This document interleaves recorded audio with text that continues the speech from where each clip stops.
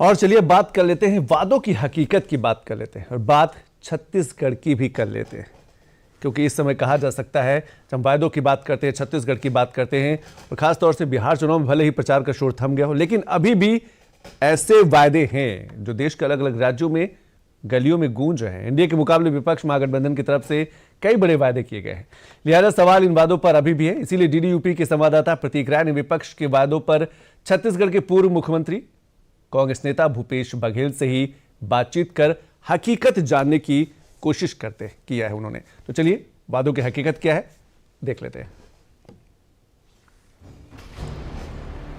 बिहार के चुनावी पिच पर उतरे सियासी रणबांकुरों की कैंपेनिंग की गाड़ियां अगले 48 घंटों के लिए थम गई हैं। चुनावी मैदान में जीत को लेकर होने वाले सियासी गुणागणित के शोर भी धीमे हो गए हैं, लेकिन अगर किसी चीज की चर्चा अभी भी है तो वो नेताओं के उन वादों की है जिनके दम पर वो सत्ता के शिखर पर पहुंचना चाहते हैं। इसलिए इसको लेकर नेताओं से सवाल तो बनता ही है। हमारे संवाददाता प्रतीक राय ने पटना में कांग्रेस नेता और छत्तीसगढ़ के पूर्व मुख्यमंत्री भूपेश बघेल से कुछ ऐसे ही सवाल किए, जिसकी चर्चा इस समय बिहार में सबसे ज्यादा है। सर, 3 करोड़ नौकरी देने का जो वादा किया है आप लोगों ने, तेजस्वी जी ने जो वादा किया, उसको लेकर तमाम तरीके के सवाल किए जा रहे हैं कि आखिर ये कैसे पॉसिबल है। अच्छा, एक बात बताओ, 15-15 लाख रुपए देंगे बोले थे, उसमें सवाल नहीं पूछे कि कितने करोड़, कितने अरब, कितने खरब रुपए लगेंगे। 2 करोड़ हर साल नौकरी देंगे बोले थे, उसके बारे में तो किसी ने सवाल नहीं किया। लेकिन हम लोग जो कहते हैं वो करते हैं। बिहार के सभी परिवारों को नौकरी देने के विपक्ष के वादे पर पहले भी खूब चर्चा हो चुकी है, पर हर बार बात एक ही चीज पर अटक जाती है कि अगर विपक्ष हर परिवार को सरकारी नौकरी देना चाहता है तो फिर ये काम करेगा कैसे। ये सवाल आम जनता से जुड़ा है, इसलिए डीडी यूपी ने इसे जिम्मेदारों तक पहुँचाया। अब इस पर भूपेश बघेल ने क्या कहा, खुद सुनिए। एक सवाल ये भी हो रहा है कि जब तेजस्वी जी से इस बाबत पूछा गया तो उन्होंने कहा कि हम ऐसा कुछ करेंगे कि बिहार का बजट 1 साल में 2 गुना हो जाएगा। क्या पॉसिबल है? बिल्कुल सही बात है। जब मैं छत्तीसगढ़ में मुख्यमंत्री था, प्रदेश अध्यक्ष था, तब मैंने कहा जब 1600-1700 रुपये धान की कीमत थी, हमने कहा 2500 रुपये देंगे। तो यही भारतीय जनता पार्टी के लोग बोलते कैसे देंगे। और 5 साल कोरोना के बाद भी किसानों के खाते में 2500 नहीं 2850 रुपये प्रति क्विंटल के हिसाब से गया। तो यदि आदमी ठान ले, कुछ सोचे कुछ करने का, तो निश्चित रूप से होता है। वैसे तो अपने आप को सही बताना सियासत की पुरानी रवायत है, लेकिन हकीकत क्या है ये आंकड़े और जनता तय करती है।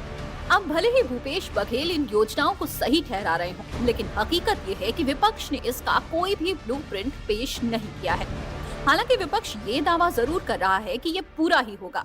इसके बाद हमने बिहार की सियासत में छाया एक और चर्चित सवाल किया।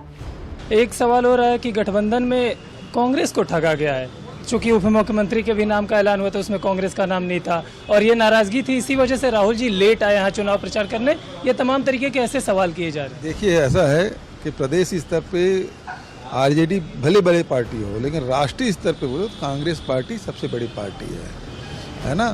तो हम लोग ये राष्ट्रीय स्तर पे कहें तो बड़े भाई की भूमिका में है, तो हमको कोई ठग उग नहीं सकता। कांग्रेस हमेशा उदार रही है और सबको लेके चलने के प्रयास हमेशा करती रही है, और उसमें कोई ठगाने उगाने बात नहीं। ये कोई लेन देन का मामला है क्या? ये तो प्रेम का है, भाईचारा का है।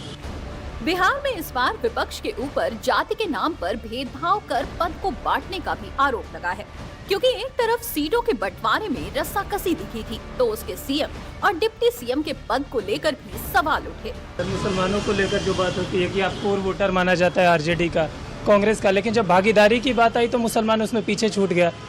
आप 2% जब आबादी वाले को डिप्टी सीएम का चेहरा बना दिया गया, लेकिन 18% मुसलमानों को पीछे छोड़ दिया गया, तो इसको लेकर भी तमाम तरीके के सवाल किए जा रहे हैं। इसमें जबरदस्ती का ये डिवीजन करने की कोशिश कांग्रेस पार्टी इसी प्रदेश में मुसलमान मुख्यमंत्री दिए, उपराष्ट्रपति दिए, राष्ट्रपति दिए, तो सारे तमाम बड़े पदों में कांग्रेस पार्टी ने सभी वर्गों को दिया है, न केवल मुसलमान को।